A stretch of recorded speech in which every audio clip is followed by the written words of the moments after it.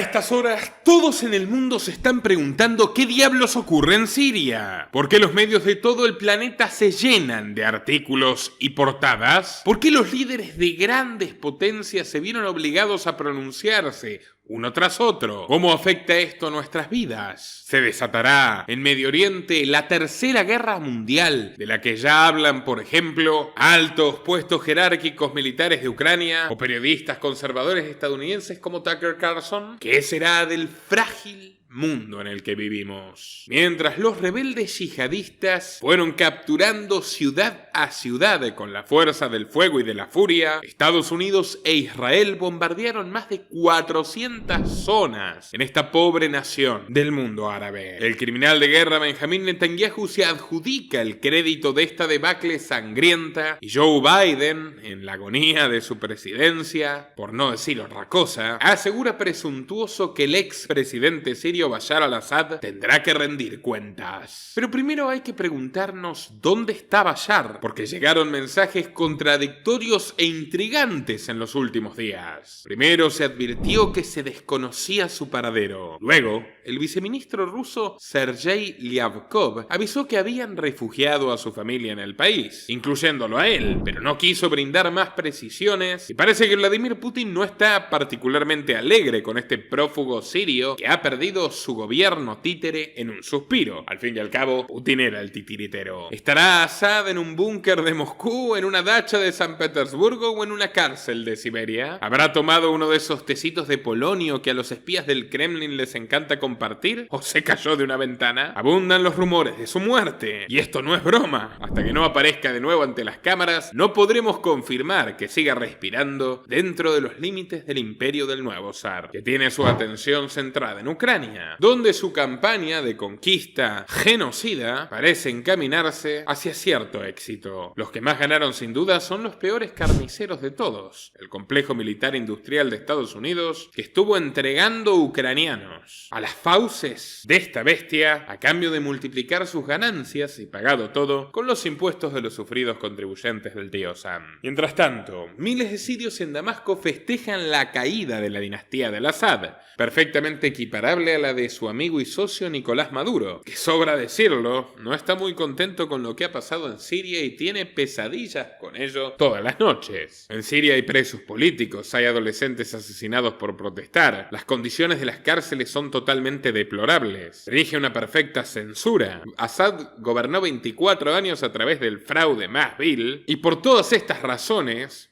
es fácil entender por qué millones de sirios no le tenían miedo a un cambio, puesto que estimaban que absolutamente nada peor de lo que ya tenían podía ocurrir. El 90% del país está hundido en la miseria. Y como ya veremos más adelante, los lujos suntuosos, la presunción asquerosa de los cleptócratas del régimen provocó a multitudes, que hoy, por ejemplo, vengaron la tumba de su padre, Hafez al-Assad, incendiándola y profanándola. Otros invadieron su majestuoso palacio presidencial de arquitectura islámica, recorrieron sus pasillos de mármol abandonados y se sacaron selfies saqueando sus reliquias, sus pinturas, sus alfombras persas enviadas como regalo por el ayatolá iraní, sus muebles de madera talladas, sus cortinas de seda y su arsenal privado repleto de pistolas Glock y rifles AK-47.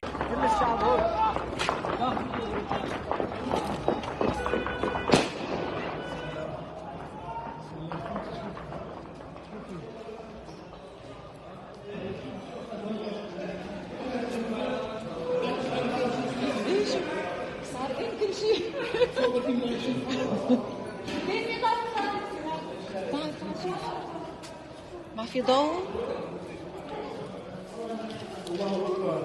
بس لا يكسروا هيك حرام والله هذا مال الشعب والله مال الشعب والله مال الشعب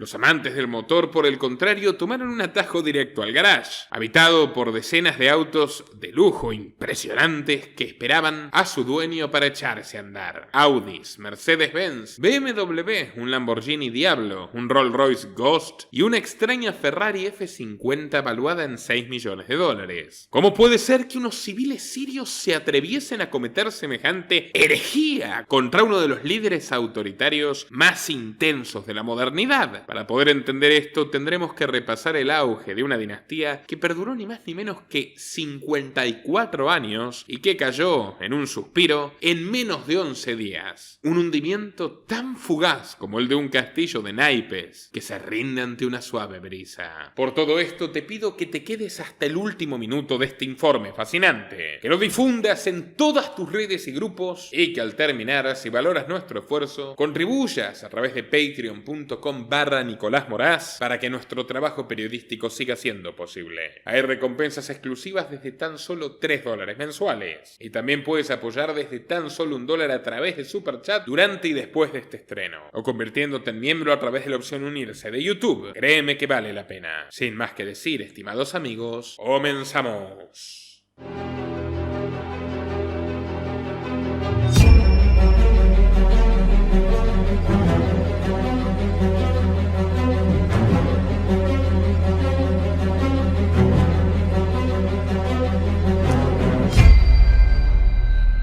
Dale clic al botón de suscribirse y no te olvides de activar la opción de recibir todas las notificaciones para no perderte de nada. La familia Al-Asad tiene su origen en la pequeña aldea de Kardaha, sobre las montañas costeras de Siria. Allí nació en 1875 el abuelo de Bashar, Ali Sulaimán, un niño tan fuerte, tan aguerrido y tan peleador que lo apodaron Wash, que en árabe significa bestia salvaje, y la criatura sería recordada como un héroe incomparable. Al estallar la Primera Guerra Mundial, el gobernador otomano del Vilayet de Alepo envió tropas furibundas para recaudar impuestos confiscatorios y reunir reclutas. No obstante, cuando llegaron a Kardaha, la leyenda cuenta que Sulaimán logró encabezar una revuelta apenas con sables y antiguos mosquetes y expulsó a los soldados otomanos de sus tierras, a bancarga contra ametralladoras. Pero hicieron valer la bravura de su espíritu y el conocimiento de un terreno adverso, desértico y rocoso. Así fue como poco a poco se fue transformando en un jefe militar que unió a las distintas tribus de la región y convirtió a su pueblo a la secta islámica alawita, una rama que se cinde de los chiitas y que no están reconocidos por muchos otros musulmanes como tales por ejemplo, permitir beber vino o sostener la creencia de que las emanaciones de Dios reencarnaron 7 veces en profetas a lo largo de la historia. Ali Sulaimán se casó en 2 oportunidades, tuvo 11 hijos y en 1920 se rebautizó a sí mismo como Al-Asad, es decir, como el león. Y sépanlo, los alawitas tienen obsesión por las cuestiones esotéricas. Su 9º hijo utilizaría ese símbolo, el del rey de la selva, para representar la autoridad salvaje. Nacido en octubre de 1930, Hafez al-Asad no parecía desear el destino de su padre en un principio. Hafez quería ser médico y estudiar ni más ni menos que la jesuítica Universidad San José de Beirut. Sin embargo, Ali se opuso firmemente y cuando cumplió 20 años de edad lo obligó a unirse a las Fuerzas Armadas sirias. Fue allí que Hafez fue empezando a acercarse, a merodear, a husmear en los partidos políticos que sí aceptaban y simpatizaban con los alawitas, generalmente de izquierda. Coqueteó primero con el Partido Comunista, luego con el Partido Social Nacionalista, no sé qué tal le suena eso, pero finalmente el joven encontró su sitio en el partido Baas, el Partido Árabe Socialista, que había sido fundado y desarrollado por los pensadores Zaki al-Arsuzi y Michel Aflaq. El siguiente contenido se ha realizado bajo los más estrictos parámetros ETSA de YouTube, en un contexto netamente periodístico, educativo y documental. Arsuzi era un paramilitar de los coraceros y un filósofo de la escuela de Alejandreta. Fue un lector de Marx y de Hegel y un admirador de la Revolución Francesa y los jacobinos, que también estudió profundamente el proceso de la unificación alemana con Bismarck, todos fenómenos estatistas, nacionalistas, centralizadores del poder. Aflaq, por su parte, había sido un antiguo militante del Partido Comunista Sirio-Libanés que se sentía directamente inspirado por el fascismo de Mussolini, otro ex socialista, y el nazismo de Adolf Hitler. De hecho, los dos les hacían leer a sus militantes el Mein Kampf y el mito del siglo XX, la obra principal de Alfred Rosenberg, uno de los principales ideólogos del nazismo que recibió el premio estatal de arte por parte del propio Führer. Combinando romanticismo wagneriano del Santo Grial y tesis neobudistas de Schopenhauer, Rosenberg concluyó que Dios había creado a la humanidad, no como individuos separados, sino como razas determinadas en una jerarquía biológica que poseía un alma discreta y única. Obviamente estos supremacistas alemanes, hundidos en taras intelectuales supremas, carcomidos por su arrogancia y barnizados de pseudocientificidad, estaban seguros de que la etnia aria de los germanos nórdicos, en gran medida una ficción, se encontraba en la cima de la pirámide representando el ideal platónico de la civilización. Por supuesto, desde este canal nos oponemos y rechazamos fuertemente estas ideas falsas y repudiables, tanto las racistas como las socialistas. Pero parece que Al-Arsuzi quedó encantado con la narrativa, porque copió estas teorías raciales para llegar a la conclusión histórica de que Mahoma había purificado la raza de los árabes y de que el Islam se había degenerado como religión cuando comenzó a adoptar a personas de otros pueblos. Lamentablemente estas ideas perdurarían y no se limitaron a las palabras. En 1981 la editorial del gobierno iraquí publicó un libro cuyo título repulsivo y evidente era «Tres a quienes Dios no debería haber creado». Persas, judíos y moscas. Había sido escrito por Hayr-Alá Talfa, quien casualmente era el padre adoptivo y suegro de Saddam Hussein, el famoso autócrata iraquí. Hussein pertenecía al partido Baas de Irak y trasladó las reflexiones de su suegro a políticas infames. Recordando las medidas del Tercer Reich, su partido determinaba si los matrimonios de los miembros podían ser aprobados y les exigía que revisaran a fondo el origen árabe de sus familias y el de sus esposas. No vaya a ser que estuviesen contaminados por otras etnias. Después de la guerra con Irán, Saddam llevó al extremo su postura y acabó aprobando una ley que permitía a los hombres matar a sus hermanas, hijas y esposas si eran infieles o tenían sangre impura. Irak y Siria, los dos estados tomaron la ideología del socialismo baasista y terminaron decantando en dictaduras atroces. Ironía perversa de la historia, puesto que entre el Tigris y el Éufrates tuvo lugar la primera gran civilización, Sumeria, con el primer símbolo de libertad,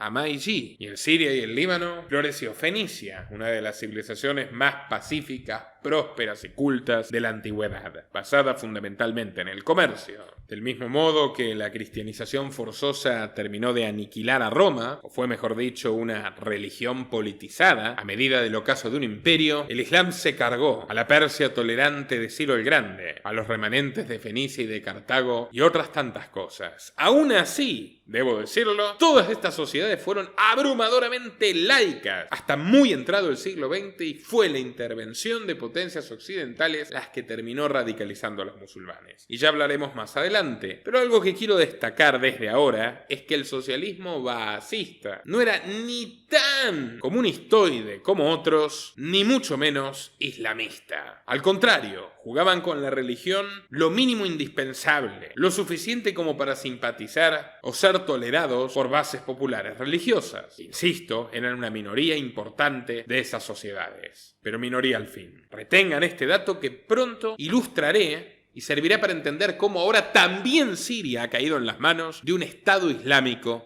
de fundamentalistas. Pero bueno, eso no quita que Hussein y al-Assad fueron dictadores atroces, horrendos. Hafez al-Assad particularmente declaró su admiración por Saddam en público. Se consolidó en el partido, escaló posiciones, organizó células estudiantiles y trasladaba su mensaje a las aldeas alawitas y a las milicias estatales. Se mostraba muy religioso con los alawitas de a pie y muy laico, muy disciplinado, muy nacionalista y modernista con los oficiales de las áreas urbanas. Dúctil como el oro, fue uno de los líderes que encabezó el golpe de estado de 1963. Asaltó las bóvedas de oro del Banco Británico de Siria y luego capturó la base aérea de Al-Dumair al norte de Damasco. Con el partido Baas ya en el trono, fue elegido ministro de Defensa, donde, inspirado por la Revolución Rusa, declaró que buscaba crear un ejército ideologizado, algo que también lo une con Perón, El Baas y los peronistas, al igual que en Gamal Abdel Nasser de Egipto o Gaddafi de Libia, terminarían integrando la llamada Liga de Países No Alineados o el Movimiento por la Tercera Posición. Un club de perdedores totalitarios, con escasos matices diferenciadores de los verdugos comunistas y de los sátrapas uniformados a sueldo del Pentágono. Al-Assad siguió el ejemplo de su comunista favorito, Stalin, realizando la purga militar más grande de Siria. Fusiló a más de 50 oficiales de altos cargos personalmente y aprisionó a varios de sus familiares. Incluso dejó un niño de sed enfrente de sus padres. Su sadismo era antológico. Vinculado desde siempre a la KGB, fortaleció vínculos con la Unión Soviética, que proveyó al régimen de armamento y entrenamiento militar para los nuevos y sumisos soldados, que preferían dar la vida por Hafez al-Assad para no perderla en sus pacientes y crueles manos. Constituyéndose a través del terror como el hombre más poderoso de la nación, en 1970 provocó otro golpe de estado, más silencioso y sutil, metiendo en la prisión de Metze al otro hombre fuerte del partido, Salah Jadid. Fue entonces que pudo proclamarse primer ministro de Siria, dando inicio formal a una de las dinastías más despiadadas de la era contemporánea. El Estado soy yo, es la frase que atribuyen a Luis XIV de Francia, el llamado Rey Sol. Como Stalin, como Hitler, como Mao, como Perón, Hafez estableció un despotismo brutal alrededor del culto a la personalidad. Los niños sirios leían en las escuelas manuales de historia donde presentaban su vida como la epopeya de un héroe glorioso colmado de virtudes. Los ideales del partido Baas eran enseñados como verdades absolutas e indiscutibles. Progresivamente fueron marginando las enseñanzas religiosas a los jóvenes y sustituyéndola por catecismo político. Los periódicos, la radio y la televisión estatal alababan continuamente sus decisiones y omitían sus defectos, despidiendo a cualquier periodista que no se mostrase suficientemente adepto al orden establecido. Canciones y lemas como "Con Hafez al-Assad por siempre" se repitieron una y otra vez en todos los eventos oficiales. Los retratos se volvieron omnipresentes, algo que transgrede el sentido común musulmán, que insta a no idolatrar personas. Adornaban con poses solemnes todas las oficinas gubernamentales, las calles y los espacios públicos. Luego irían por más y se convertirían en el país con más gigantografías de su líder a fines del siglo XX, disputándose años más tarde el puesto con Hugo Chávez, a quien le dedicamos este exhaustivo documental, el más completo que encontrarás en YouTube y más que recomendado para comprender lo que ocurre en Venezuela hoy. Ya le hemos dedicado documentales también a Nicolás Maduro, también le hemos dedicado documental a alguien que probablemente reemplace a Nicolás Maduro, que es Diosdado Cabello, el capo di tutti capi, el verdadero cerebro oscuro de la dictadura roja, y a María Corina Machado para ser ecuánimes, que definitivamente no es la salvación que prometió ser. Pero bueno, volviendo al punto. En Siria se erigieron estatuas y bustos, se renombraron vecindarios, edificios, mausoleos y hasta aldeas con el apellido inventado por su padre, que fue simbolizado como el león de Damasco. Hafez institucionalizó un sistema donde él tenía la última palabra para todo, permitiendo el enriquecimiento de las élites estatales a través de la manipulación corrupta, la abierta malversación y los sobornos entre altos funcionarios y empresarios infames, deteriorando progresivamente la propiedad privada y las empresas honestas, que en cualquier sociedad árabe florecen con hermosura, como sus mujeres, si no les ponen la bota encima. Semejante dominio en el Oriente Medio preocupó a los vecinos y a las potencias europeas occidentales con ciertas nostalgias del poder. Fue entonces que la monarquía egipcia y la Gran Bretaña de la reina Isabel ya habían empezado a financiar desde la sombra del servicio de inteligencia MI6 a la rama siria de la Hermandad Musulmana, una organización panislámica terrorista que se convirtió en el enemigo más peligroso del baasismo. De hecho, empezaron a jugar con los hermanos musulmanes en el Egipto de Nasser, como devolución de tensiones por querer recuperar y anexarse el canal del Sinaí, que estaba en control británico. De hecho, llevaron adelante contra él una guerra con la cual no contaron con el apoyo de Estados Unidos y que agrietó la relación entre Washington y Londres por algunos años. Pero sí, la primera yihad islámica formal fue fundada por Inglaterra en los años 50 para debilitar a Nasser y fue exportada a Siria en los 60 contra al-Assad. El 26 de junio de 1980 1980, Hafez estaba ofreciéndole una recepción oficial al presidente de Malí en Damasco, cuando un militante de la hermandad salió del público e intentó ametrallar al sirio, que justo a tiempo se agachó, pateó una granada y su guardaespaldas se tiró encima de otra, que estalló a unos metros de distancia. Por supuesto, descuartizándolo. Hafez no solamente salió ileso, sino que aplicó una venganza rápida y despiadada. Horas más tarde mandó a fusilar a casi 1000 prisioneros políticos que se hallaban en la terrible cárcel de Tadmor. Pero el enfrentamiento definitivo acontecería 2 años después, en el 82, cuando un puñado de insurgentes de la hermandad musulmana intentó realizar un levantamiento general en la ciudad Hama y acabó con todas las fuerzas militares de Al-Assad, provocando un derramamiento de sangre que perduró por 27 días. Aviones y artilleros bombardearon el casco antiguo de la ciudad para facilitar la entrada de 12.000 soldados y tanques que atravesaron las calles demoliendo todo tipo de edificios. Arrasaron casas y comercios, mezquitas e iglesias ortodoxas y prácticamente cualquier cosa que tuviesen en su camino se reducía a escombros. Familias enteras fueron detenidas bajo la acusación de ser cómplices del alzamiento y fusiladas entre las cenizas. El general Rifat al-Assad, sirio y hermano del presidente, se jactó de haber apuñalado a 30 líderes comunitarios y haber acabado con 38.000 insurgentes. La mayoría eran civiles inocentes y desarmados. La masacre de Hama sigue siendo el acto más mortífero de violencia perpetrado por un Estado árabe contra su propia población en el siglo XX.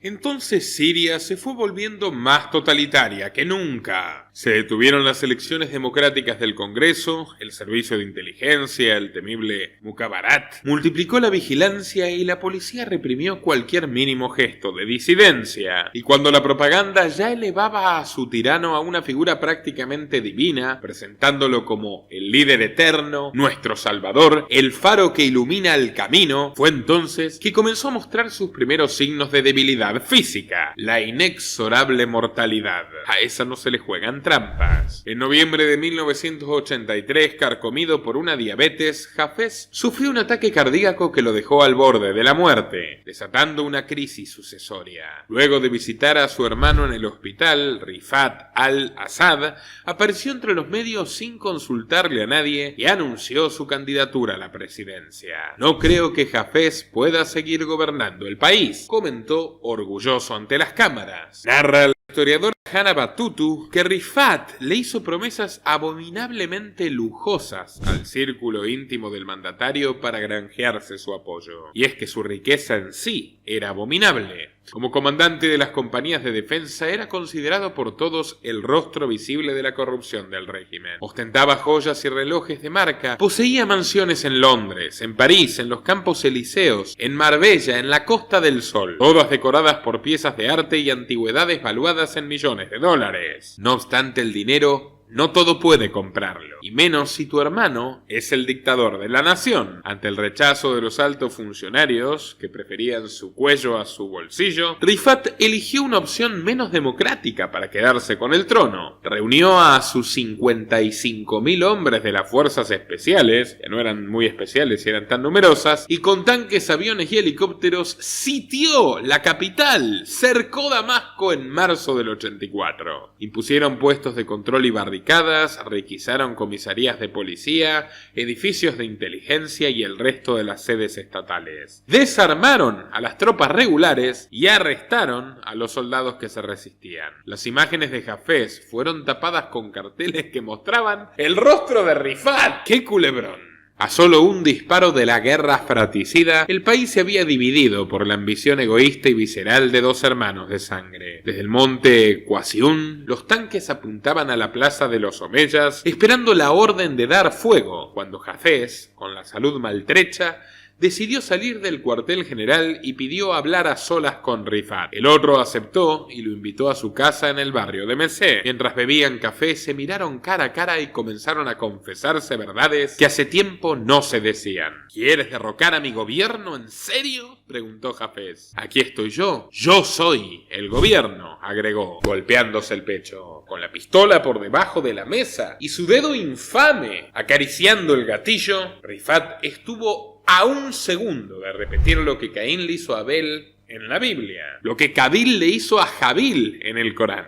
Un asesinato agravado por el vínculo y cargado de envidia. Pero de repente, casi como un ángel, apareció su anciana madre Naisa y llenando sus tazas de café con canela les dijo: «Chicos, resuelvan esto entre hermanos». Los dos hijos asintieron casi avergonzados y llegaron a un acuerdo. Hafez le pidió a Rifat su confianza y le prometió el control absoluto de Siria cuando él fuese enterrado. La guerra fue suspendida en el último instante y los al-Assad se mostraron unidos ante los cientos de soldados con sus armas preparadas para la catástrofe. Rifat aceptó su nuevo puesto de vicepresidente en asuntos de seguridad. No obstante, en su ingenuidad, no se dio cuenta de que estaba cayendo en la trampa sin retorno. Las compañías de defensa fueron absorbidas por el ejército regular y reducidas al tamaño de una división blindada. Sus subordinados más leales fueron desplazados, apresados o directamente fusilados. Cuando comprendió su error, cuando comenzó a arrepentirse de no haber detonado su pistola aquella tarde en Mesé, ya era demasiado tarde. Desprovisto de todo apoyo militar, a finales de aquel año Hafez le encargó que fuese a la Unión Soviética para una misión oficial, y camino al aeropuerto, unos oficiales le dijeron que lo mejor era que no sacase pasaje de vuelta. Rifat, esta vez sí que captó el mensaje. Se exilió para gozar de una vida exuberante en tierras rojas y nunca más regresó al país que pudo haber sometido. Habiéndose quitado a su hermano de encima, Hafez se dedicó a entrenar a quien veía como su auténtico sucesor, su primogénito Bassel. Bassel había nacido en marzo de 1962 y ciertamente no guardaba los mejores recuerdos de su padre en la infancia. Él mismo confesó en una entrevista que papá estaba tan ocupado que podían pasar 3 días sin que intercambiáramos una palabra con él. Nunca desayunábamos ni cenábamos juntos, y no recuerdo haber compartido una sola comida, excepto cuando se trataba de asuntos de Estado. Bassel cargó con el peso del hijo mayor, cumpliendo todos los objetivos que Hafez le imponía. Se formó como ingeniero civil, entrenó paracaidismo en las academias militares soviéticas, fue comisionado en las fuerzas especiales y se convirtió en comandante de una brigada de la Guardia Republicana. En 1987, cuando a su padre ya se lo veía bastante enfermo y deteriorado, emergió en la escena pública ganando varias medallas ecuestres en un torneo regional. Por increíble que parezca, le puso tachuelas a las herraduras de los caballos de la competencia. Así gana cualquiera, como aquella escena famosa del dictador de Sacha Baron Cohen. Quienes vieron la película lo recordarán. La prensa del partido Baaz lo presentó como el Caballero Dorado, por su espíritu carismático y dominante. Además de su árabe nativo, hablaba con total fluidez francés y ruso. Poseía conocimientos de avanzada en computación y era amigo de los hijos del rey Hussein de Jordania, con quien realizaba carreras de caballos y de automóviles deportivos. Parecía destinado a ser el adalid sirio del nuevo siglo. No obstante, el destino es mucho más caprichoso que quienes buscan descifrarlo. El 21 de enero de 1994 tenía programado un vuelo hacia Frankfurt para esquiar en las blancas montañas de los Alpes. Los informes oficiales indican que conducía su Mercedes-Benz clase S a 240 km por hora a través de la espesa niebla siria para llegar a tiempo al aeropuerto de Damasco, cuando se produjo el impacto contra la barrera que le quitó la vida. Se realizó un enorme funeral de estado donde decenas de personas fueron casi obligadas a asistir. Bassel se convirtió en un mártir nacional. Calles, plazas, hospitales, clubes deportivos, academias militares y hasta el aeropuerto internacional de Latakia recibieron su nombre en honor. Con su figura se erigieron estatuas que fueron destruidas en estos últimos días. La prensa oficial lamentó el fatal desenlace del Caballero de la Juventud Siria. Pero, ¿realmente fue un accidente? Hubo sendas sospechas alrededor de esta tragedia nebulosa. Por empezar, el régimen baasista no permitió una investigación pública, no divulgó información de los análisis forenses, ni brindó el más mínimo detalle del choque. Sin embargo, a los analistas les llamó la atención que Bassel estuviese conduciendo a una velocidad temeraria, con una neblina tan densa, como si buscara un encuentro con Malak al-Maut, el ángel de los decesos. La parca, en criollo. Lo más increíble fue que su acompañante apenas resultó herido. Era su primo materno Hafez Makhlouf, un agente de la inteligencia que años más tarde sería ascendido por Bashar al-Assad, el hermano menor beneficiado, para dirigir la Dirección General de Inteligencia y controlar las relaciones con la rama libanesa de Hezbollah. A su vez, su hermano Rami Makhlouf era un compañero universitario de Bassel que también terminaría recibiendo los beneficios del sistema, volviéndose uno de los los magnates más ricos y acaudalados de Siria, como dueño de Siriatel, una de las dos únicas corporaciones de telefonía móvil autorizadas en territorio soberano, comillas. Y adivinen qué.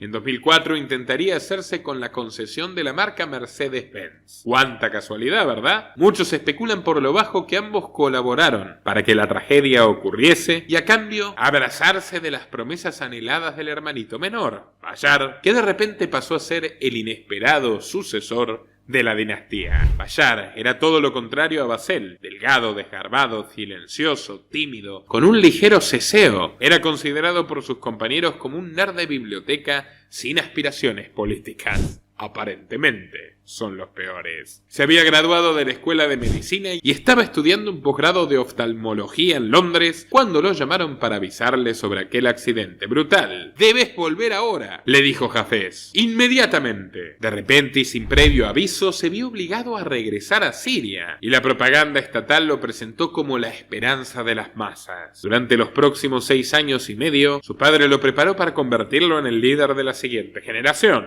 El general Bajat Suleiman fue el encargado de supervisar el ascenso de Bashar, que ingresó en la academia militar en Homs y fue escalando hasta convertirse en coronel de la Guardia Republicana. El mundo ya era otro. El muro de Berlín se había desmoronado, el imperio soviético no era más que ruinas y el régimen basista había comenzado a negociar con el definitivo vencedor de la Guerra Fría. En marzo del 2000, un Hafez agonizante se embarcó a un extraño viaje hacia Ginebra para reunirse por última vez con su nuevo aliado, el presidente norteamericano Bill Clinton. El anfitrión del encuentro fue Klaus Schwab, del Foro Económico Mundial, la organización de planificación psicopática e ingeniería social que hemos descrito en el único documental en español que existe sobre el tema. Muy recomendado si quieren ahondarse sobre qué es realmente el Foro de Davos. Clinton le comentó a Al-Assad que lo que más deseaba era la paz definitiva entre su tierra e Israel, que había agredido de 1001 maneras a los sirios durante 70 años, como al resto de los vecinos. Al-Assad le contestó que eso solo ocurriría si los sionistas retiraban sus tropas invasoras de la frontera. El 10 de junio, mientras Hafez le contaba por teléfono al primer ministro libanés Salim al-Hus lo que había hablado con Clinton, sintió un dolor en el pecho que lo arrojó inmediatamente al suelo. Esta vez no pudo esquivar el infarto. El Estado sirio declaró 40 días de luto y el león de Damasco fue enterrado junto a su hijo Basel en un mausoleo en Kardaha, que es el pueblo donde todo había comenzado. Hoy, al parecer, sus tumbas fueron profanadas. ¿Qué tienes para decir de esta familia tan particular? Te leo en los comentarios, pero resta todavía muchísimo más. Quédate hasta el último minuto para descubrirlo.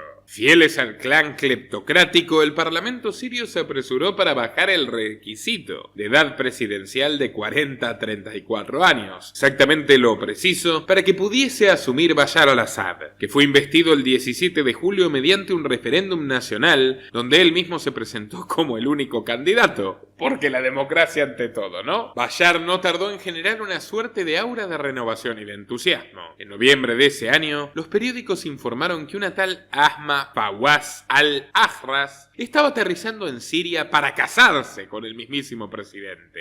Todos quedaron atónitos, ya que nunca nadie había escuchado hablar sobre ella. De hecho, caricaturas clandestinas de la oposición retrataban a Bashar al-Assad como un gay en el closet. Y siempre me gusta recordar que antes de la intervención occidental en estos países, la tolerancia sexual era de las más altas del mundo. Les recomiendo este artículo de la BBC, el pasado liberal desconocido de Medio Oriente, que justamente el imperio británico que sostiene a la BBC aniquiló. Lo cuenta la propia nota. Cuando les agarra el sincericidio histórico, los adoro. Nadie había escuchado nunca hablar de ella, ni siquiera se habían conocido informes sobre su noviazgo. Y ahora, de la nada, iban a casarse. Ahma es la hija de unos prestigiosos musulmanes sunitas de origen sirio, pero que poco esfuerzo hicieron por inocularle su cultura. Había nacido en pleno Londres, se educó en un colegio de la iglesia anglicana y luego estudió ni más ni menos que en el King College of London. una institución que había graduado a 111 miembros de la Royal Society, decenas de premios Nobel, medallistas olímpicos, múltiples jefes de Estado, parlamentarios, comandantes militares, arzobispos anglicanos, jueces, escritores como Thomas Hardy y Virginia Woolf, músicos como el bajista de Queen, John Deacon,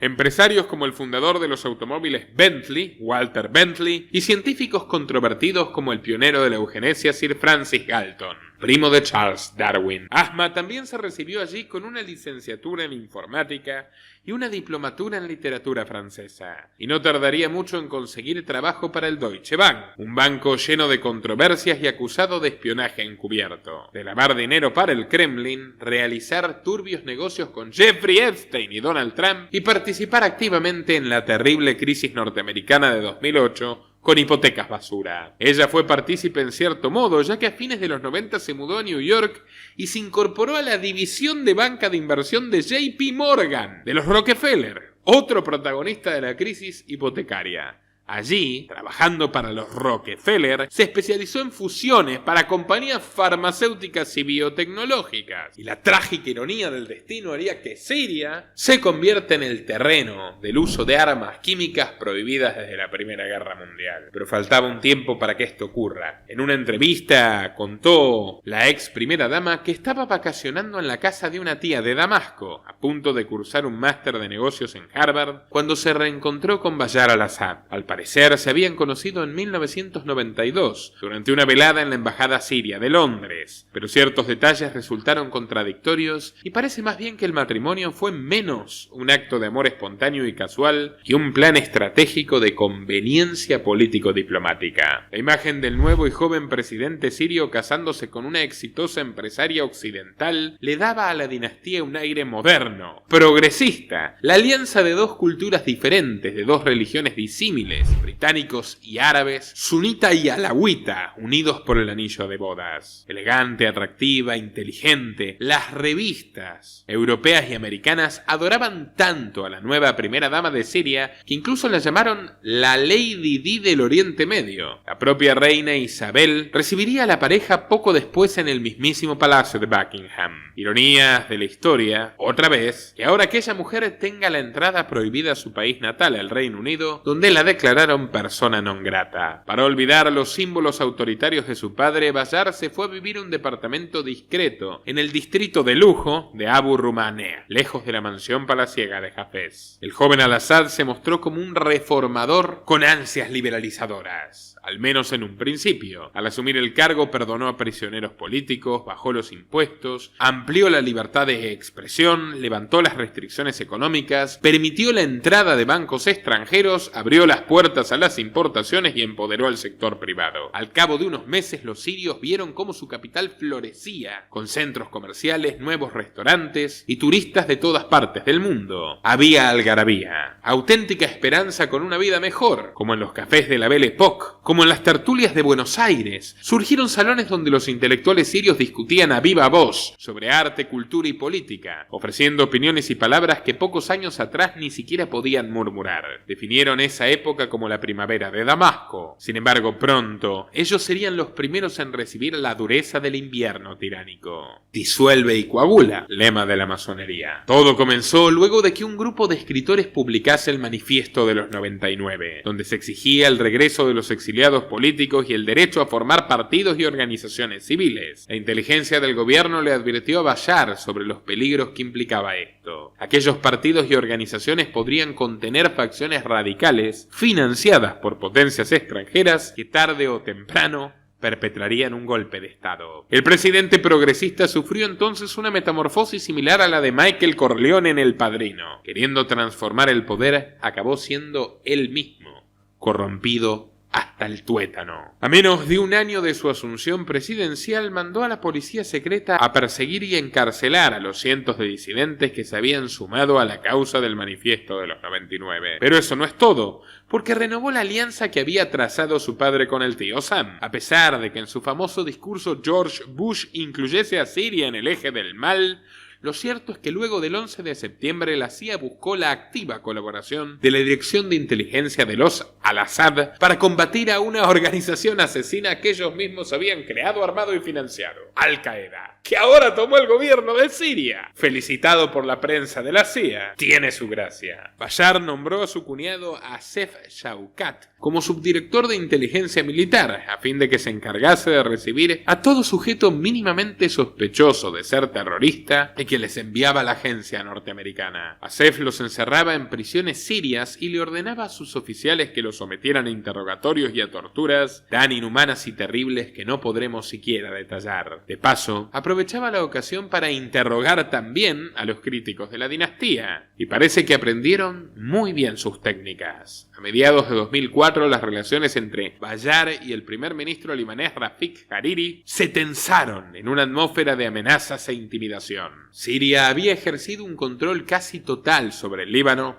desde la Guerra Civil de 1976. Hariri se había mostrado sumiso con la dinastía Al-Assad hasta que en septiembre del 2004 el Consejo de Seguridad de la ONU aprobó la resolución 1559, donde las naciones occidentales respaldaban y exigían la retirada de tropas sirias del Líbano y el desarme de todas las milicias, incluyendo Hezbollah. Bashar lo tomó como un insulto a su autoridad y recurrió a su cuñado para pedirle un nuevo favorcillo. El 14 de febrero de 2005, Hariri estaba caminando tranquilo por las calles de Beirut con sus guardaespaldas. De repente, pasó frente al Hotel St. George y una furgoneta Mitsubishi con 1800 kilómetros de TNT explotó por los cielos, dejando sin vida a 23 personas, incluyendo al primer ministro. Las Naciones Unidas crearon un tribunal especial para investigar el atentado y esclarecerlo, y encontró pruebas contundentes de que Hezbollah había cargado de explosivos aquella camioneta y de que miembros de alto rango de la inteligencia siria habían supervisado minuto a minuto la explosión. Tan contundentes eran las pruebas que uno de los investigadores, el libanés Wissam Eid, también perdió la vida con un coche bomba en Beirut. ¡Oh casualidad! Luego del magnicidio, Al-Assad ascendió a su cuñado a director de la inteligencia militar. Pero el plan no salió como esperaba, porque también estalló el Líbano entero con una gran intifada, donde más de 1 millón de manifestantes, musulmanes, cristianos y drusos, salieron a las calles para exigir la retirada total de las fuerzas sirias. Recibiendo presiones de todos los frentes, Bashar se vio obligado a obedecer la resolución 1559 y menos de un mes después de matar a Hariri, ordenó la retirada de sus tropas, poniendo fin a una ocupación de 29 años. Fue un golpe duro para el régimen baasista, que se desquitó aumentando la represión contra su propia población. Bashar ganó en 2007 unas reñidas elecciones con el 99.82% de los votos, luego de emitir otro referéndum donde no permitió la presencia de partidos opositores. Pero los problemas le siguieron cayendo desde el exterior. En septiembre de aquel año, con la ayuda de la Casa Blanca, las fuerzas sionistas realizaron la operación Fuera de la Caja, bombardeando la región siria de Deir ez-Zor, ya que según ellos allí el gobierno baasista estaba construyendo un reactor secreto para el desarrollo de armas nucleares con la ayuda de Corea del Norte. El mismo cuento de siempre. Cierto o no, el poder internacional de Bashar se debilitaba más y más, a diferencia de su esposa,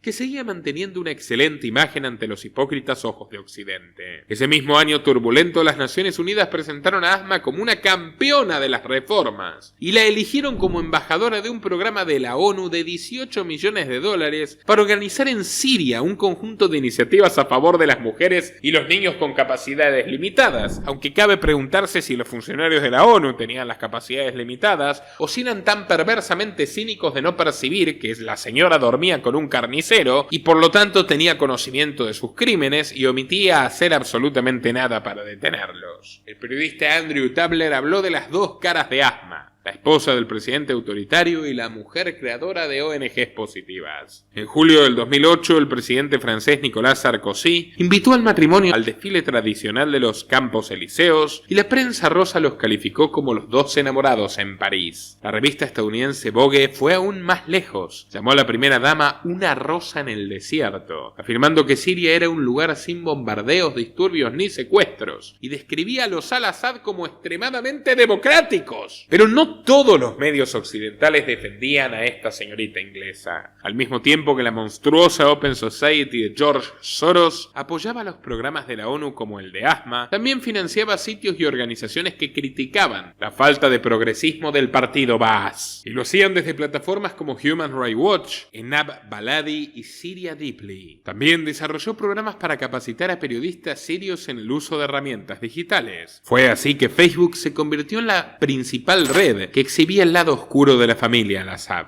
En una población que era extremadamente pobre, se compartían fotografías y publicaciones de Bashar y Asma exhibiendo su fastuosidad, fiestas privadas y galas de caridad suntuosas en París y en Ginebra, fotografías con Rolex, con collares de diamantes, con anillos y pulseras de oro puro, manejando BMW, Mercedes-Benz y Ferraris. Semejante ostentación provocó el rencor y la ira de las masas. En octubre del 2010, un grito de guerra se encendió en la aridez del desierto. Empezó en Túnez, como un levantamiento popular contra el régimen de Ben Ali. Pero pronto se propagó hacia Egipto, Libia, Yemen, Marruecos, Irak, Argelia, Líbano, Jordania y por supuesto Siria. Había llegado la primavera árabe. Todas las revueltas se unieron bajo un mismo canto que decía: el pueblo quiere derribar al régimen. Un mes antes del estallido, la revista The Economist de los Rothschild había catalogado al gobernador sirio como el peor infractor de los estados árabes. Assad prohibía viajar a cientos de ciudadanos, arrestaba a numerosos periodistas,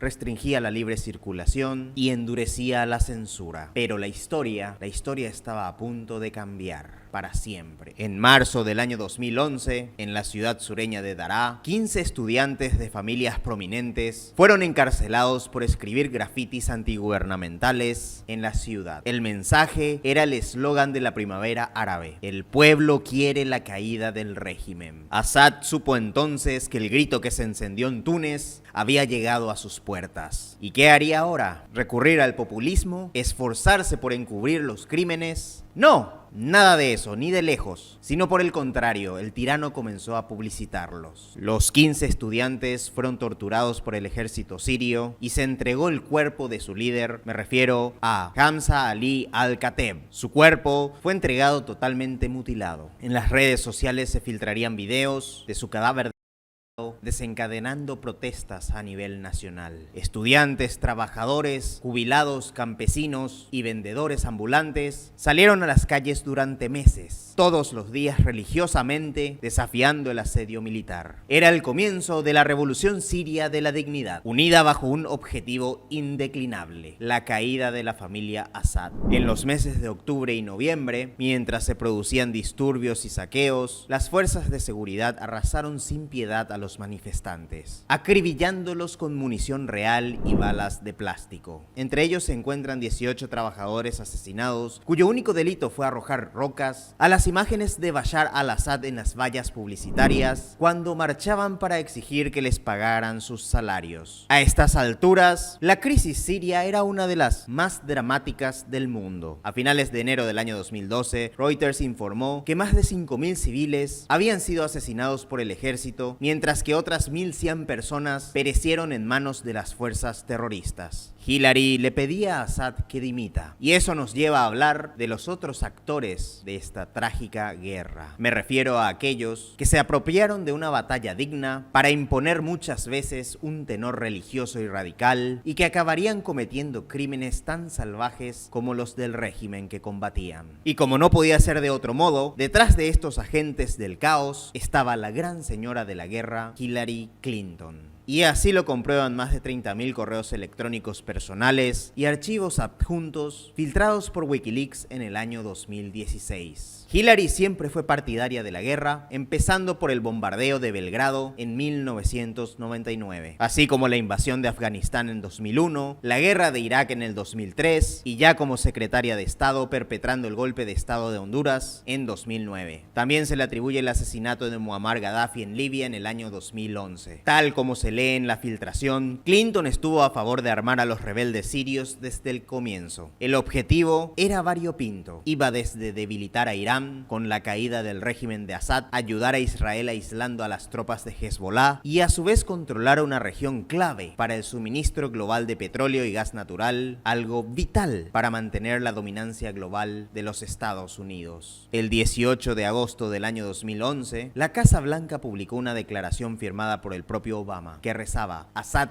debe irse. Paralelamente, Clinton trabajaba sin descanso para bloquear las negociaciones en la ONU que buscaban un alto al fuego, y desde entonces no haría más que ayudar a instigar y prolongar el baño de sangre sirio. Y así lo confiesa en su libro de memorias Hard Choices, Decisiones Difíciles, donde incluso asegura que su agresividad respecto a Siria enfadó a Obama, quien la obligaría a dar marcha atrás a muchas de sus medidas. Y cito: a nadie le gusta perder un debate, ni siquiera a mí, pero esta fue una decisión del presidente, escribió Clinton con pesar en su alma, si es que la tiene. Lo cierto es que Obama estaba lejos de poder detener a Clinton, la verdadera dueña del Partido Demócrata, y durante los primeros meses del conflicto, Hillary se adueñó del papel principal en la organización de los llamados Amigos de Siria, una serie de fuerzas insurgentes que serían dirigidas por la CIA, la mayor de ellas, el Ejército Libre Sirio, o ESL. Había sido fundado el 29 de julio del año 2011 por un conjunto de mercenarios y desertores sunitas del ejército. Incluso publicaron un llamamiento a otros soldados para que se les unieran. Eran financiados directamente por los Estados Unidos y recibieron entrenamiento para el combate desde la mismísima central de inteligencia. De hecho, el embajador norteamericano en Libia, Christopher Stevens, fue asesinado mientras dirigía una de estas operaciones de la CIA para enviar armas pesadas libias a los rebeldes. Su modelo de lucha era la guerra de guerrillas, los combates urbanos y también el uso de armamento casero como el mortero Hell Cannon. Luego de un año de adiestramiento, en julio del año 2012, el ESL salió a la luz con una sangrienta ofensiva en Alepo. Después de asaltar y robar a varios camioneros turcos, los rebeldes se apoderaron de varios pasos fronterizos, tanto en Irak como en Turquía, arrasando con sus enemigos de un modo tan salvaje que sorprendía a propios y extraños. En una de las aduanas, por ejemplo, le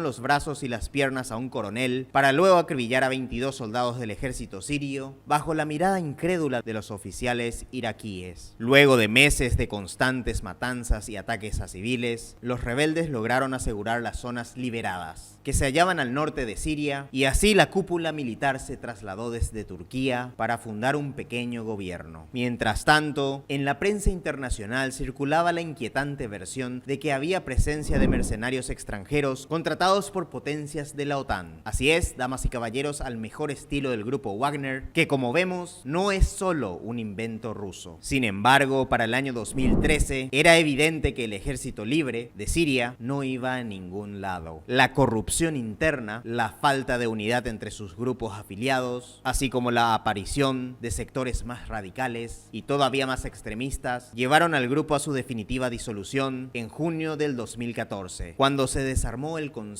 Militar Supremo. ¿Era acaso esto un fracaso total para Hillary Clinton? Pues no exactamente. Pues resulta que uno de estos grupos más radicalizados, que les había arrebatado el protagonismo, había nacido directamente desde el financiamiento del Pentágono. Me refiero al Estado Islámico, más conocido como ISIS. Tiempo al tiempo. Por otro lado, aunque los intereses de Washington no se cumplieran en Siria, sí lo hicieron en otros centros calientes de la primavera árabe, donde la cabeza de los históricos tiranos de Oriente Próximo caían rodando por la arena del desierto. Fue el caso del Ben Ali, mandatario tunecino incapaz de sofocar las protestas, quien huyó el 14 de enero de 2021 para refugiarse como un prófugo en Arabia Saudita hasta su fallecimiento en el exilio. También fue depuesto el presidente de Egipto, Hosni Mubarak, heredero de Anwar el-Sadat y de Gamal Abdel Nasser, condenado a cadena perpetua por los asesinatos orquestados en los primeros días de la revolución de la CIA. Fue reemplazado por Mohamed Morsi, un miembro de la conocida Hermandad Musulmana, antiguo movimiento armado fundado en 1928 con apoyo británico y que decía encarnar los principios del Islam político. Pero en realidad traían consigo los intereses del tío Sam. Uno de los correos electrónicos filtrados por Wikileaks de Julian Assange reveló que Hillary Clinton Clinton, mediante sus amigos cataríes, estableció un canal de financiación de $100 millones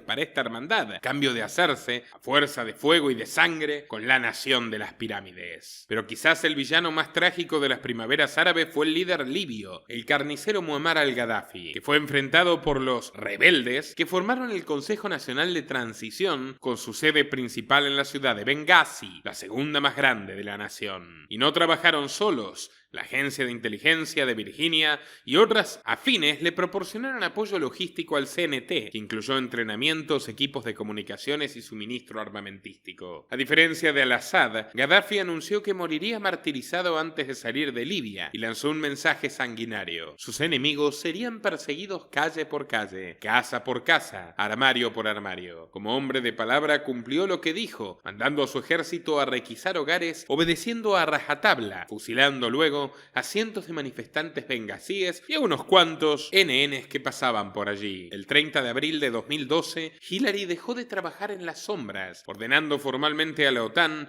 un explícito ataque aéreo en Trípoli que mató al sexto hijo de Gaddafi y a 3 de sus nietos. Temiendo la misma suerte, en octubre el dictador se escondió en la ciudad de Sirte, dentro de un tubo de drenaje, junto con algunos de sus leales, pero no pudo escaparle a su destino. Milicianos lo capturaron y lo filmaron con un celular mientras lo golpeaban y apuñalaban con una bayoneta oxidada. Un hombre terrible sufrió una muerte atroz. Luego de ver este video lleno de espanto, al-Assad sintió el horror de terminar con la misma suerte y decidió tomar una medida drástica. En medio de una guerra civil, el 6 de enero de 2013, declaró en un discurso histórico que sus enemigos se irían al infierno, no sin antes recibir una lección. Y vaya que la recibieron. Bashar ha sido calificado como el maestro de la limpieza étnica del siglo XXI, un título por supuesto para nada honorable. Entre 2011 y 2015, sus milicias baasistas cometieron 49 masacres etnosectarias con el fin de implementar su agenda de ingeniería social en el país. Masacres como la de Houla, la de Al-Kubeir y la de Al-Hasawi. La ONU estima que hasta 2022 había provocado la desaparición de 153.000 personas, la tortura de 135.000 en las horrendas redes penitenciarias baasistas y el asesinato de 580.000 individuos. La ONU estima que hasta 2022 había provocado la desaparición de 154.000 personas, la tortura de 135.000 reos en las tenebrosas redes penitenciarias baasistas y el asesinato de 580.000, donde por supuesto también entran los yihadistas de Estados Unidos y los soldados de Putin. Al-Assad no fue el único carnicero. Pero bueno, una friolera, un espanto de genocidio. Más de 6.000 detenidos menores de 18 años fueron condenados a muerte en la prisión de Sednaya. Sí, estamos hablando de un gobierno casi tan genocida como sus vecinos del sur, los supremacistas raciales israelíes de Netanyahu. Bashar dejó una crisis migratoria sin precedentes, con millones de residentes que huyeron por el Mediterráneo hacia las costas europeas, incrementando las tensiones internas. Pero este demonio sirio no era el único que ruge en esta historia tétrica. Poco después se le opondría otro, surgido de los despojos de la guerra de Irak, un monstruo cuya creación, desde las calles de Bagdad hasta los niveles más altos del gobierno iraquí, siempre se atribuyó una sola agencia secreta. Sabemos quién creó al Daesh, declaró en 2014 Ba'a al-Araji, primer ministro de Irak, y luego remató, fue la CIA. Daesh no era más que la abreviatura árabe para referirse al Estado Islámico, también conocido como ISIS, un grupo yihadista salafista transnacional que comenzó a operar en Siria alrededor de 2013 como una facción disidente derivada de Al-Qaeda, aprovechando la lucha entre el régimen de Al-Assad y los demás rebeldes. Proclamado a sí mismo como líder del califato de ISIS, para 2015 Abu Bakr al-Baghdadi había logrado conquistar grandes territorios en el noroeste de Irak y el este de Siria. La ciudad de Raqqa entonces se convirtió en la capital de facto, pero también ocupó la histórica localidad de Palmira, la provincia estratégica de Deir ez-Zor, la región de Yarmouk y unas zonas periféricas de Alepo y de Hama. Llegó a gobernar y a someter a una enorme población de 12 millones de personas, donde impusieron su interpretación extremista de la Sharia, teniendo a sus órdenes a más de 30.000 combatientes y administrando un presupuesto anual que excedía los $1.000 millones, dotado por ejemplo de las regalías de la venta de petróleo a Exxon de los Rockefeller y a la British Petroleum. ¿Qué tal? Estos yihadistas inclusivos vienen de ser yihadistas emprendedores. Ante semejante avanzada terrorista en su territorio, Bayar entró en desesperación. Al igual que su padre lo había hecho con la Unión Soviética, llamó al líder del Kremlin para que le quite las patatas del fuego, para que lo salvase. Rusia ya era el principal proveedor armamentístico en Siria. Desde principios de 2012, poseían contratos equivalentes a 1.500 millones de dólares, ofreciendo casi el 10% del arsenal ruso, que incluía morteros, municiones, sistemas de defensa aérea Buk M2, misiles Estrela 10, misiles antitanque Kornet E, helicópteros artillados M18, M117 y M125, aviones de entrenamiento Yak 130, equipos de combate y muchos más dispositivos para dar muerte en masa. Ustedes se preguntarán por qué Putin estaba tan interesado en hacer negocios con este pobre y árido país del Oriente Medio. Caridad, amparo, generosidad soberana, en absoluto. Rusia tenía allí dos importantes bases militares: la base naval de Tartus, su única salida a las aguas cálidas del mar Mediterráneo, donde realizaba el reabastecimiento y la reparación de buques de guerra, y también la base aérea de Meimim, que le servía como punto estratégico para el despliegue de aviones militares en toda la región y el monitoreo de las milicias sionistas estadounidenses y turcas. También se servía de las reservas de campo de Al-Omar y Al-Tanak, donde los monstruosos monopolios rusos como Rosneft y Sberbank extraían petróleo y gas natural y endeudaban a los de por sí empobrecidos habitantes, 90% bajo la línea de pobreza, dato que no debemos dejar de destacar. Además, poseía acceso exclusivo al reactor Al-Kibar en el desierto de Deir ez-Zor, donde algunas fuentes indican que Vladimir se llevaba plutonio para construir allí armas nucleares. Por todos estos beneficios, el Kremlin también entró en pánico con la ocupación de ISIS y en septiembre de 2015 inició una cruenta intervención masiva. 6 tanques, 35 vehículos blindados, 200 soldados y cientos de mercenarios asesinos, acompañando a 28 aviones de combate y 15 helicópteros bombarderos que se encargaron de destrozar ciudades enteras como Alepo, Idlib, Homs y Raqqa, al mejor estilo estadounidense, matando civiles por aquí y por allá. Al final del día, ¿en qué se diferencian con sus homólogos de la Casa Blanca? En absolutamente nada. El siguiente contenido se ha realizado bajo los más estrictos parámetros ETSA de YouTube, en un contexto netamente periodístico, educativo y documental. Los impiedosos guerreros de Putin no distinguieron entre combatientes y civiles. Viviendas, mercados, escuelas y hospitales como Al-Quds fueron completamente aniquilados. Más de 30.000 hombres, mujeres y niños inocentes se volvieron cenizas, inmersos en esta guerra brutal. Una de las atrocidades más grandes ocurrió en abril de 2017. Alrededor de las 6:30 de la mañana, padres de la ciudad de Janjae-hun estaban preparándose para llevar a sus hijos al colegio cuando comenzaron a escuchar unos ruidos de bombas y a percibir un aroma extraño, mejor dicho, un hedor repulsivo emanando en el ambiente. Menos de una hora más tarde, alrededor de 100 personas llegaron a un hospital local, mostrando síntomas claros de envenenamiento: asfixia, líquido en los pulmones, espuma en la boca, espasmos y parálisis. Imagínese si esto le ocurriese a usted y a su familia. Se supo más tarde que habían estado expuestos al gas sarín, un gas ultratóxico contenido en las bombas que los aviones de Putin lanzaron bajo las órdenes del monstruo Al-Assad.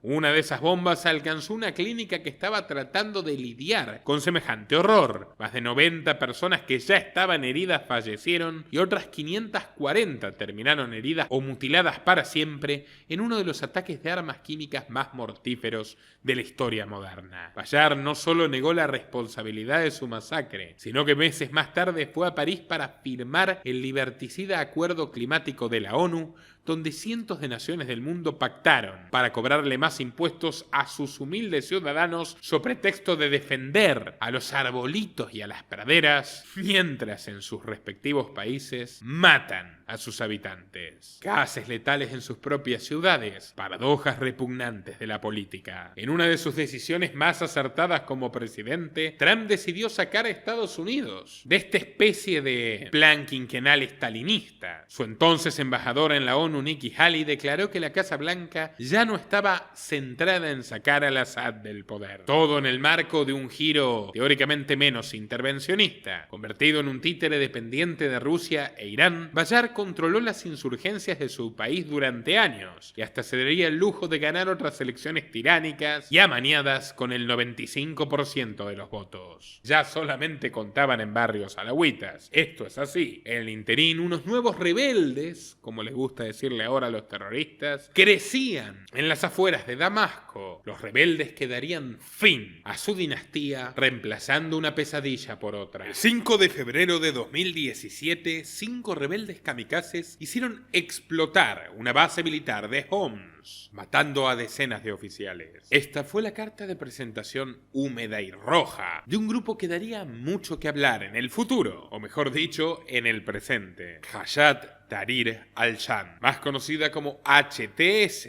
Hablar de ella es hablar de su líder, que es el actual gobernante de facto de Siria, Abu Mohammed al-Jolani, el misterioso sujeto sobre quien hoy posan los ojos del mundo y el futuro de Siria. Nació en 1982 en Riad, Arabia Saudita, bajo el nombre de Ahmed Hussein, siendo hijo de un importante ingeniero petrolero y exiliado político. Para que entiendan, un saudita ha tomado el poder en Siria, no es sirio. Y es lo mismo que ocurrió en Afganistán en los años 80, cuando la CIA envió allí al hijo de los socios de Arbusto Energy, del entonces vicepresidente George Bush padre, Osama Bin Laden, un saudita exportado a Afganistán, país con el cual no limita, para liderar a las guerrillas mujahidines contra el ejército soviético, que sufrió una derrota humillante, equiparable a la de Estados Unidos en Vietnam 15 años atrás. Ahora, un saudita que ya lo veremos, también está ligado con estas organizaciones terroristas formadas, diseñadas y ejecutadas desde Washington, toma el poder de Siria, otro país con el que ni siquiera limita Arabia Saudita. Así que, como les digo, nacido en Riad, hijo de un magnate petrolero como Bin Laden, al-Jolani se formó en las ideas del naserismo, la corriente de izquierda, estatista, completamente hermanada al baasismo, pero que comandaba el entonces estadista egipcio Gamal Abdel Nasser. El padre de al-Jolani había militado fuertemente en el naserismo y fue encarcelado durante las purgas de 1961 y 1963, cuando la monarquía intentaba evitar la exportación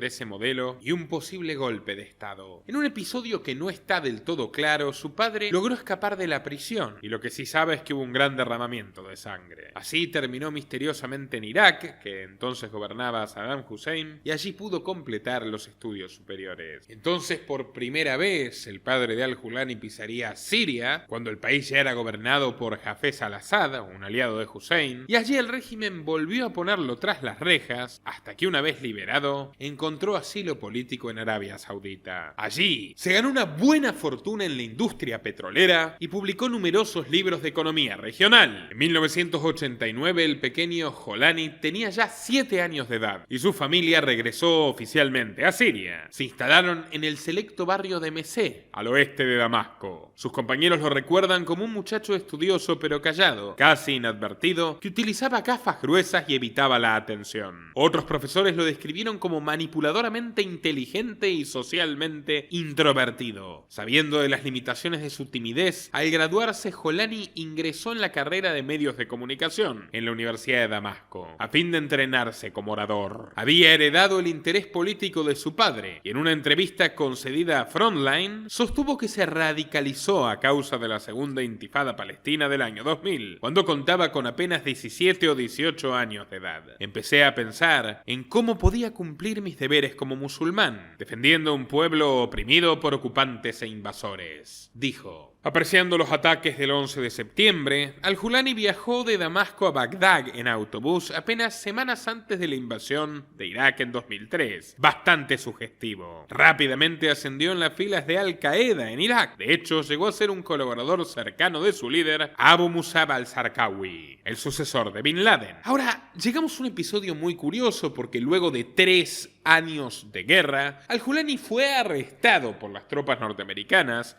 o eso dijeron, y lo enviaron de gira por prisiones de Camp Bucca, Camp Crupper y la siniestra Abu Ghraib. Símbolo de la brutalidad del Pentágono, Abu Ghraib fue un centro de tortura sistemática, donde se utilizaban métodos degradantes como el desnudamiento forzado, la privación del sueño y la simulación de ahogamientos. De hecho, ha sido un laboratorio de pruebas para el secretario de Defensa Donald Rumsfeld, quien usaba a los prisioneros como auténticos conejillos de India para sus novedosos métodos, algunos de los cuales parecían craneados directamente por Mengele. Tras una temporada en aquel infierno en la tierra, Al-Julani fue entregado a los iraquíes y quedó detenido en la prisión de Al-Taji, una antigua base de la Guardia Republicana iraquí donde se fabricaban, en teoría, armas químicas. 5 años duró su suplicio hasta que en junio de 2011 salió en libertad. El timing no pudo haber sido mejor. Acababan de soltarlo en el comienzo de la guerra civil siria, como si hubiera sido la precisa orden de los gerifaldes de Washington. En los albores de la insurrección, Al-Julani ejecutó un acuerdo con Abu Bakr al-Baghdadi, líder de ISIS, para trasladarse a Siria y establecer allí una rama nacional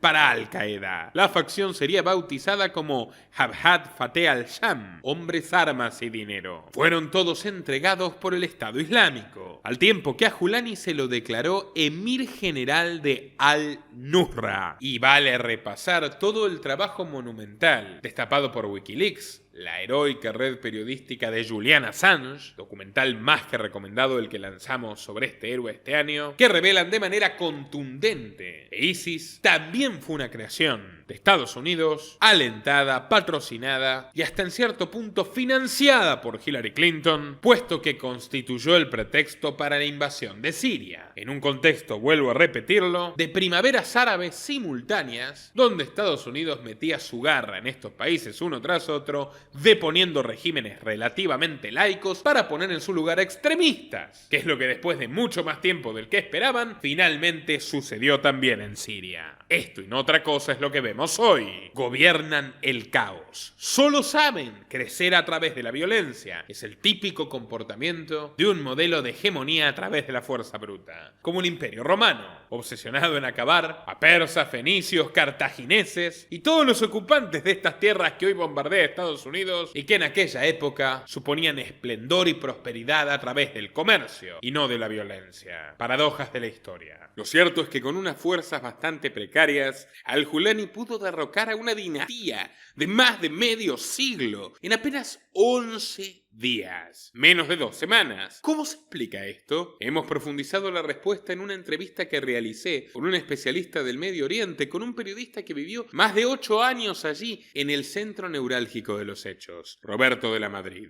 Podemos ver dos interpretaciones de lo que pasó en estos 11 días. ¿Cómo es posible que estos yihadistas, terroristas se hayan apoderado del gobierno de Siria? Uno, y por eso es que estoy furioso. La primera explicación lineal es que Rusia e Irán son unos tontos y unos cobardes. ¿Por qué digo esto? Porque Bashar al-Assad en el 2014 estaba contra las cuerdas, estaba perdido, humillado y fracasado. Fueron los iraníes y luego los iraníes diciéndole y tratando de convencer a Rusia que también se involucrara. Fueron ellos y después sobre todo Rusia que levantó y resucitó a Assad. Sin Irán y mucho menos sin Rusia, Assad hubiera sucumbido en 2 días, porque no tenía poder ni de fuego, ni tenía nada, estaba supercopado por todas estas etnias que estaban financiadas, aunque están muchas contrapuestas, que estaban financiadas por Estados Unidos, por Turquía, por la OTAN, entrenadas por la CIA, les pusieron ahí a varios, como al líder del ISIS, era imposible salvarse de ahí.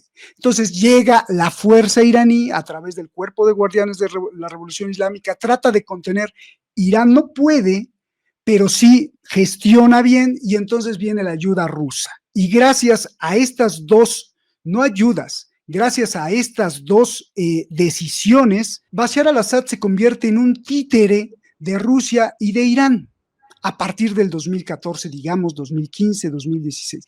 Todo lo que decía Rusia e Irán, lo cumplía Bashar al-Assad, porque si no lo cumplía, pues se desintegraba el gobierno, acababan con él. Era la protección aérea que daba Rusia, sobre todo, la asesoría militar y las tropas, porque muchos afganos que huían hacia Irán para buscar una mejor vida eran reclutados por Irán y eran mandados, y con muchos iraníes también, a sacrificarse a una lucha divina, a una lucha por la supervivencia, por un espacio vital de Irán que era allá en Siria, y miles de pretextos. Y entonces, gracias a la ayuda iraní, gracias al rescate iraní, porque ayuda suena como que Bashar, no, es que Bashar al-Assad no podía hacer absolutamente nada, ni el ejército de Siria podía hacer absolutamente nada. Fue Irán y fue Rusia. Yo no creo que Rusia ni Irán, que tienen unas inteligencias muy entrenadas, sean tan tontos. Entonces, aquí viene otra cosa. ¿No será, Nicolás, que esto fue negociado? Porque Rusia tiene bastante tecnología militar en Siria como para haber desarticulado a esta banda de terroristas rápidamente, tanto tecnología de intercepción y de interferencia electrónica, tanto misiles de defensa, tanto una cantidad de bombardeos que podía haber hecho ahí en Homs, en Alepo, y se acabó. ¿Por qué no lo hizo? ¿No estaría negociado? ¿Por qué en París, después de ver a Zelensky y a Macron hace 2 días, Trump dijo, la paz está cerca, va a haber una negociación? Qué curioso que todo esto se da en el mismo momento. Y yo desde el 2017, estando en Irán, se decía que los rusos estaban negociando Ucrania por Siria.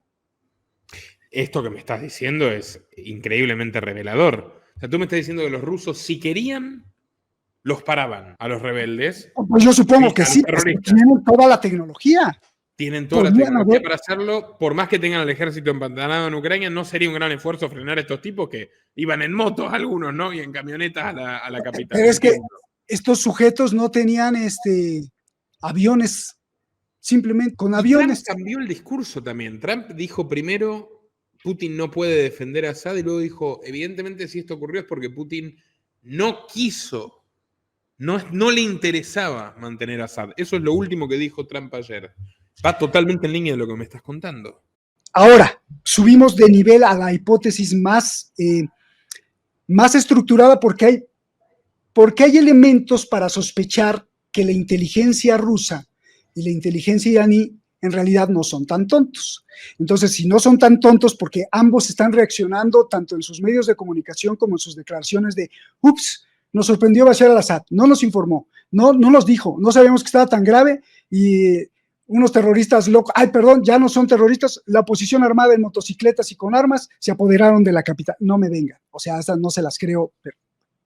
Entonces, probablemente la explicación es que hubo una negociación. ¿Y cuál sería la negociación?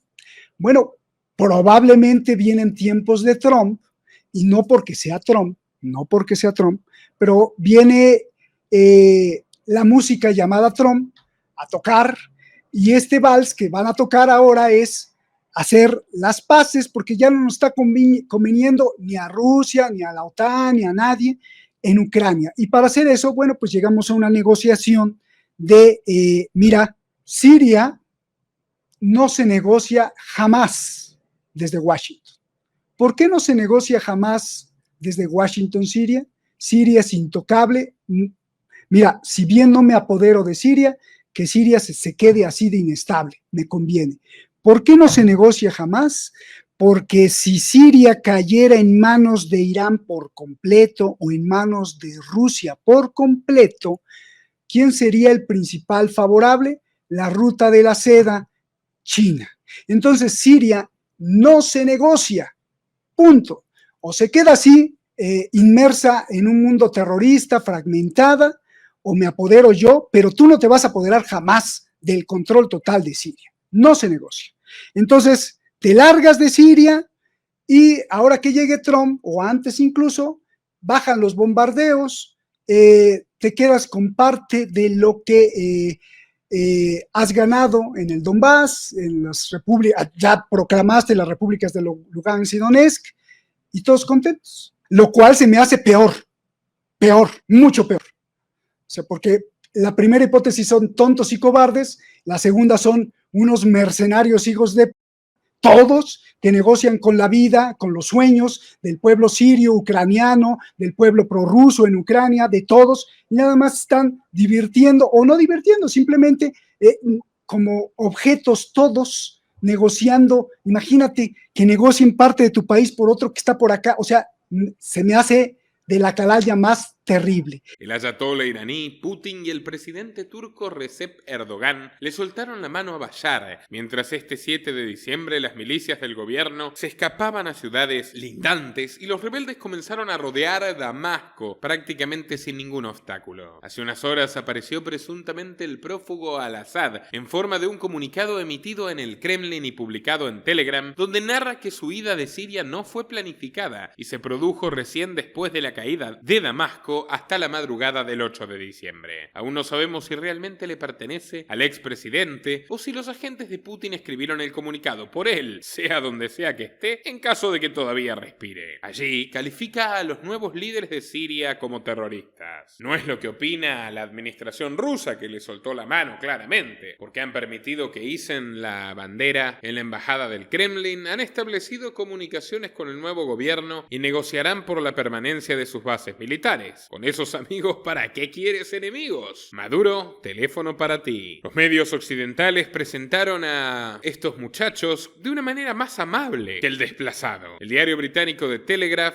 donde Boris Johnson fue columnista antes de ser político, consideró a estos guerrilleros sirios como diversity friendly, amigables con la diversidad. ¡Hey! Es que les cortaban las cabezas parejo a todos, sin discriminar entre hombres y mujeres, mayorías o minorías, etc. De hecho, el propio Al-Jolani, luego de tomar el poder, afirmó que la diversidad en Siria es una fortaleza, una frase que recuerda más a los departamentos de recursos humanos que a estos combatientes radicalizados. Mientras tanto, a 30 kilómetros de Damasco, sus lacayos abrían las puertas de la prisión de Zednaya, conocida como el matadero humano, un símbolo de la brutalidad del socialismo basista. Una mezcla de miles de criminales, violadores, presos políticos y niños inocentes fueron liberados masivamente en unos minutos al grito de «Se ha ido, Bashar se ha ido». Aún no sabemos cuál será el destino de Siria, pero la caída de esta dinastía oscura ha generado un terremoto geopolítico que probablemente desencadenará nuevas catástrofes. Seguiremos informándote al respecto aquí. Por eso no te olvides de dar clic al botón de suscribirse y si ya estás suscrito, asegúrate de haber dado clic exactamente a la opción de recibir todas las notificaciones. No notificaciones personalizadas, todas las notificaciones. Asimismo, te agradeceré que compartas este video en todas tus redes y grupos para que la verdad llegue a más gente, que dejes tus comentarios que leeremos con atención y muy especialmente que contribuyas a la continuidad de nuestras investigaciones aportando en patreon.com/Nicolás Moraz.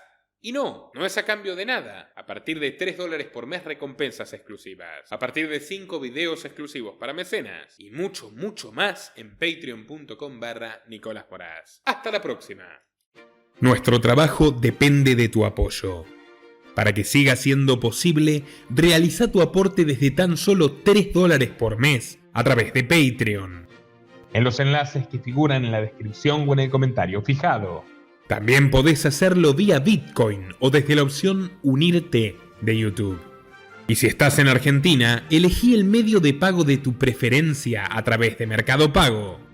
Quienes nos apoyen en Patreon a partir de $5 mensuales tendrán acceso a análisis, entrevistas, conferencias y documentales exclusivos.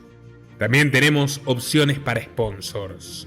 Así que publicita con nosotros a través de patreon.com/Nicolás Moraz.